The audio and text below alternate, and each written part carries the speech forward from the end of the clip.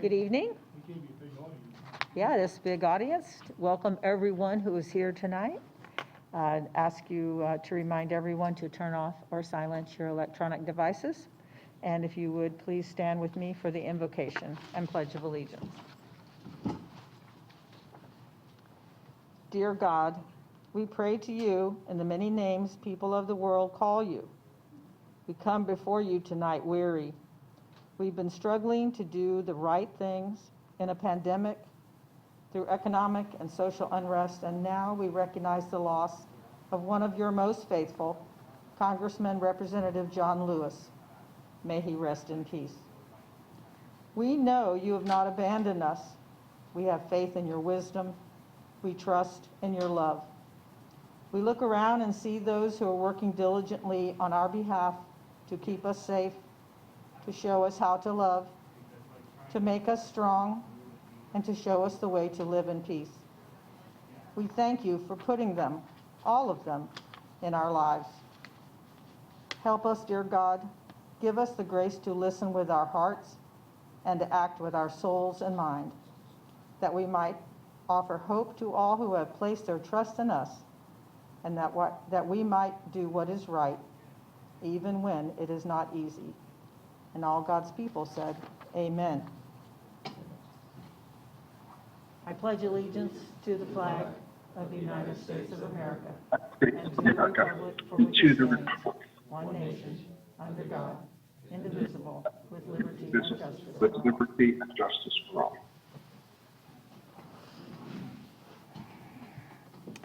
all. Tonight, just to let you know, Mr. Shishler is joining us remotely. He will be calling in, and so I'll try not to forget to call on him. So, Mr. Shishler, are you with us? I'm here. Okay, wow. I'm here. Okay, thank you. Very good. All right, tonight we have a presentation, an award of excellence to Brian Hill of Hill Broadcasting.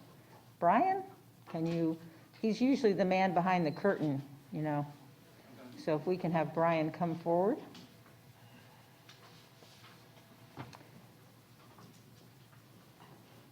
Now people know who the wizard is behind the...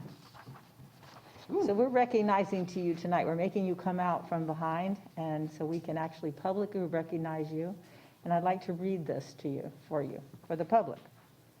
Beginning in March of this year, the COVID-19 pandemic presented many challenges to maintaining the day-to-day operation of the City of Temple Terrace, not the least of which was conducting City Council meetings that allowed the business of the city to continue while keeping the public, staff, and elected officials safe. Unlike larger municipalities, Temple Terrace relies on a consultant for our broadcast services.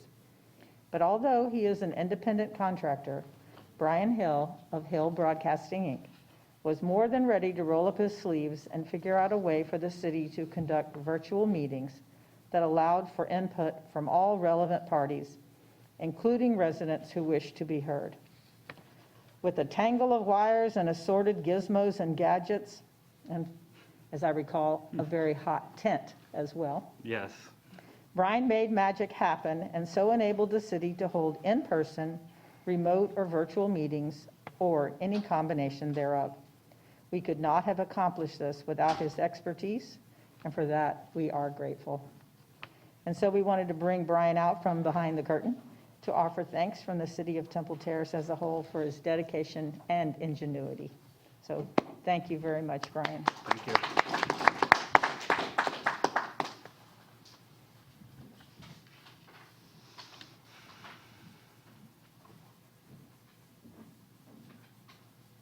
We did not plan this. We're coordinated here in our colors. Congratulations and thank you. Thank you.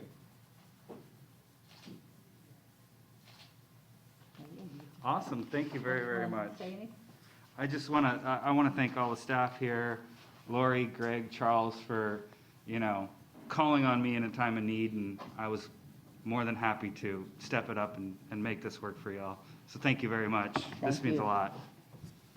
Thank you. Thank you.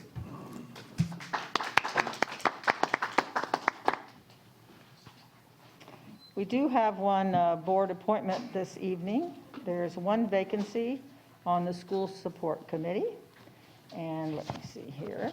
According to city policy, this opportunity for service was broadcast on the City Hall cable channels 39 and 641, as well as placed on the city's website. The city received one application from Meredith Abel to be considered for appointment to the School Support Committee, and a copy of her application is attached for council to consider. Let's see here. I believe that Ms. Abel is here. Would you like to wave your hand or say anything? Good evening. As a teacher and city council candidate, I think that it's critically important right now for the city to make partnerships with teachers and schools in order to make sure we're bridging that gap with this time of e-learning and virtual learning. With all this uncertainty going on right now, I think that a lot of parents need to be sure that they have the support that they need, multiple levels of support for their students to be successful. So with that, I'd like to thank you for the appointment, and I look forward to serving. Thank you for your service. So I need a motion to approve the appointment of Ms. Abel. Do I hear one? Motion to approve. Mr. Move to Chambers? approve. Okay. Okay, we have Mr. Chambers and Mr. Chalura. All in favor? Any discussion? All in favor, say aye. Aye. Any opposed? Aye. Thank you, Mr. Schishler. We're talking about the man behind the curtain tonight. We're hearing from him, too. Thank you, Mr. Schishler. So now we have the consideration of the minutes from the previous meeting. I know each of you have received them. Do I have any questions or comments about the minutes? Mr. Schishler, any comments? Nope, they're good to go. I move to approve. All right, so we have a motion from Mr. Schishler and Mr. Chambers. Any discussion? All in favor, say aye. Aye. Any opposed? Okay, thank you very much. Now, tonight, we have any persons wishing to be heard on items not listed on the agenda? I see no one, so I will move ahead. Communications and petitions. Chairman of MCEB will come forward, Mr. Pogorlich, and present the case for the lien reduction for 314 Springdale Place. Good evening, Mayor, Council, staff members. David Pogorlich, Chairman, Code Enforcement Board. Tonight I have two lien petitions to present to you. The first is for 314 Springdale Place. This originated back in 2018. At our July meeting, it was unanimously approved to reduce the original lien, which was $5,150, down to $645, contingent upon receipt of the payment within 30 days of tonight's meeting, if approved. Otherwise, the fine will revert back to $5,150. Thank you. I don't see the petitioner here in the I don't chamber. believe they're here. Okay. Are there any questions? No? Okay. If council determines that this is appropriate, I'd like to call for a motion to approve the lien reduction in case 19-0054, City versus Safe Haven Property Investors, for the property located at 314 Springdale Place. Do I have a motion? Move to approve. Second? Second. Any discussion? Okay, all in favor of the motion, say aye. Aye. Aye. Motion approved. Okay, Mr. Pogorlich, you have a second one? Next lien reduction is for 107 South Greenfield Avenue. This case originated in 2019, and at our July meeting, it was unanimously approved to reduce the lien from the original amount of $13,350 to $1,400, contingent upon receipt of the payment within 30 days of tonight's council meeting, if approved, or the fine would revert back to the original amount of $13,350. Okay, I do not see the petitioner in the room. Council, any questions? No? If council determines that this is appropriate, I call for a motion to approve a lien reduction in case 18-3885, City versus Diplomat Property Manager LLC, for the property located at 107 South Greenfield Avenue. Do I have a motion? Move to approve. A second? Second. Thank you. All in favor, say aye. Aye. Thank you. Motion approved. Thank you. There you go. So we have no consent agenda this evening, but we do have 2 items under public hearings, ordinances, and resolutions. If I can have Fire Chief Kemp come forward.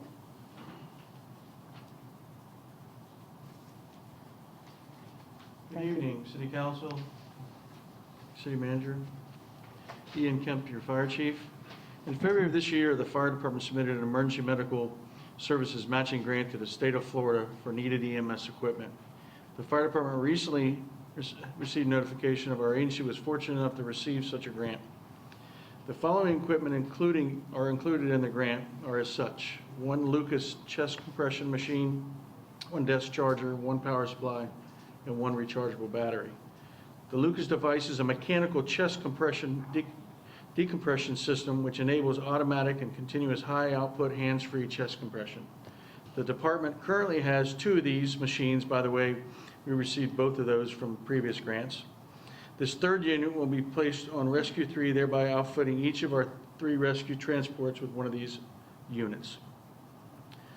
It is recommended that the City Council approve a resolution accepting the grant funds from the State of Florida Department of Health in the amount of $12,923. The acceptance of this 75-25 matching grant requires the city to fund 25%, which equals $4,308.10 of the total amount of the grant. The total amount of both funding sources is $17,231.10. The city's matching grant was budgeted in this year's fire budget in case we receive such grant. Does anyone have a comment, public comment? Here. Yes. Can I get you to identify the appropriation code You know what? Please. here? So that we know where the funds are coming from. The funds are coming from 001-1521, which is our fire operations budget, 522.64-99. Thank you. Thank you, Mr. Stevenson. I apologize for leaving that out. Any questions? Chief Kemp? Mr. Schisler, any questions? No, ma'am, I'm good to go. Thank you. All right, council has no questions. I would entertain a motion accepting the grant funds and providing matching funds for emergency medical services. Madam Mayor, I'll move staff recommendation. Okay, any other questions, discussion? All in favor, say aye. Aye. Any opposed? Aye. Thank you. Okay, thank you so much. And now we have the first reading of Ordinance 1495 to correct previously adopted Ordinance 1487 due to a scrivener's error. Ms. Shoshone will explain.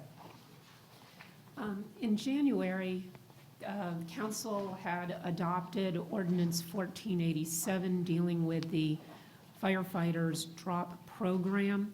When we were preparing to send this off for codification to Muni Code, there were some discrepancies discovered, scrivener's errors in the ordinance as adopted. It appears that, I'm guessing that a template was used in order from the police department's earlier similar ordinance was used to draft the firefighter one. And so you keep seeing the words police officers in the firefighters ordinance that was adopted. So we've attached in your packet what the corrections would be. It was an inaccurate reference to a section of the code. And then for some reason, and I have no explanation for this, the A and B numeration that was used was for some reason changed to the small I instead of A and B. So we needed to go back to where we were using the A and B as we had before. Just sitting here this evening for a few minutes, taking a look at this, I noticed that in section 1, It again mentioned subdivision 5 and police officers. We have not drawn a line through that in your packet. That also would need to be changed to correspond with the rest of the corrections, which I believe is subdivision IV and firefighters, not police officers. Because this is it was an ordinance originally, we are correcting it by ordinance, and that's why you are now seeing proposed ordinance 1495 in order to make the corrections to these scrivener's errors. And this is the first reading, since it's an ordinance. There will be a second reading. Thank you. Do I have anyone from the public who'd like to make a comment? Hearing none. Council, do you have any questions? I do have one question. So the correction you've told us just now will be added and corrected with a vote tonight. I'm asking you to include that in your corrections, Okay. yes, so that I don't have another scrivener's error and have to come back again. Right, So okay. if we, instead of just simply making a motion to adopt the, let me make sure it's up there. Yes, instead of just making the corrections as are attached, to also include that additional correction to the paragraph that starts off, it's the very first paragraph of the ordinance 1487 that starts off with section 1. Okay. If I could get Ms. Mooney to read the title of the ordinance? An ordinance of the City of Temple Terrace, Florida, correcting a scrivener's error regarding reference to a city code section contained in the ordinance 1487, directing the city clerk to correct the identified scrivener's errors in ordinance 1487, providing severability, providing an effective date, and repealing all ordinances or parts of ordinances in conflict herewith. If the ordinance is acceptable, I'd like to entertain a motion to approve ordinance 1495 on first reading. I'll move for approval and incorporating the language that the city attorney had Thank you for that. stated. Second. Any discussion? Mr. Schischler, any questions? No, ma'am. Okay, thank you. All in favor, say aye. Aye. Any Aye. further? Any opposed? No? Okay, motion passed. This ordinance will appear for a second reading and public hearing on Tuesday, August 4th, 2020. Council business, do I hear any? Old business? No? New business and board reports. Mr. Schischler, I think you have something you wanted to tell us? Just want to bring everybody up to speed with the activities for the Upstairs Country Club. As I reported last meeting, the equipment has been ordered. I believe some of it's starting to arrive, and they will be beginning with the irrigation. However, prior to the irrigation process, they will be doing some tree work on pretty much every hole. So you'll see some everybody will see some activity around the golf course, removing some trees that are A, in the way, B, preventing the irrigation system from working efficiently, and C, just getting rid of some old dead trees. They are following our protocols, they are following our rules for any type of tree mitigation, and they will be planting new trees in and around the golf course to replace anything that gets removed. This process is going to take a couple of 3 weeks to accomplish, but everything appears to be on schedule and moving forward as planned. I will, and as noted, I will report to the council as things progress. Any comments? No. Thank you, Mr. Schischler. City Manager, do you have a report this evening? Thank you, Madam Mayor. Something just real quick. At last meeting, we talked about setting a date of July 30th to work on setting the tentative millage for 2021. What I'd like to do is formally ask for a motion to set that date for a special meeting on July 30th at 12 noon in order to accomplish that task. I can make that motion. Okay. Second. Is there anyone who has a comment from the public? I'm looking at the public. There are two of you, so I look right at you both every time. Any other comments? Is that date okay for everyone? Okay. We have a motion to set July 30th for the special meeting. All in favor, say aye. Aye. Any Aye. opposed? Thank you. Mrs. Schoen, you have a city attorney report for us tonight? It's not as much of a report as something I wanted to suggest, and this is something that sort of has been on the back burner now for about 2 years, and I thought that considering we just had to consider a motion to pass an ordinance to fix scrivener's errors, now would be the best time for me to mention this to you. And if you have an interest, then going forward, I would prepare the actual ordinance to add to our city code to give the clerk or the city attorney or the city manager or any combination thereof the opportunity or the authority to correct scrivener's errors in ordinances such as the one you just saw. That way, going forward, we would not have to have one meeting to fix a resolution or 2 meetings to correct an ordinance, along with all of the publication and the notices and the costs that are involved with doing that. Many cities throughout Florida, many cities, I did some research 2 years ago on this, many cities throughout the country have ordinances that allow either the clerk or the city attorney or the two together, as long as they agree. If they don't agree, then obviously it would have to come to council to make the correction.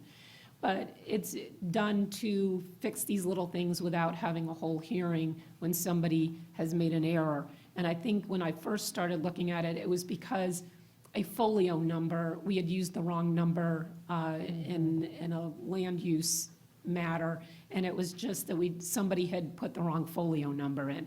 And we had to have 2 more hearings in order to fix that. And as I said, I looked into it back then, but other things were more pressing than this. But since we've now had an example again brought before you, I thought this would be a time to mention it. And if you have any interest in adding such an ordinance to our code, allowing the authority to fix these scrivener's errors, I'm just looking for some direction. Gentlemen, have any comments? I guess I do. I would be in favor of you doing some more research. I would be in favor of a committee of 3 of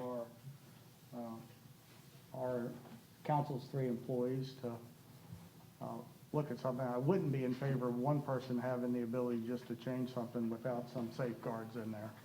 So I think you can move forward for me, you could move forward to look at creating an ordinance. Mr. Chilera? Yeah, similar to Mr. Chambers, last time we had something like this, there was supposed to be scrivener's errors, but then it ended up being much more than that, and I don't want to fall in that. I mean, it's worked pretty good the last 100 years here in the city. I don't want to fix it if it's not broken. I mean, you could tweak it a little bit, I just don't want to make sure, as Mr. Chambers says, that just one person can't just bless it and move it forward. It's got to be looked at, so. But, I mean, if they want to fine-tune some language and get it to us so all the council can be present to review it, I'm okay with that, but I don't want to go too far out there because it's not that much out of whack. Mr. Schisler, any comments?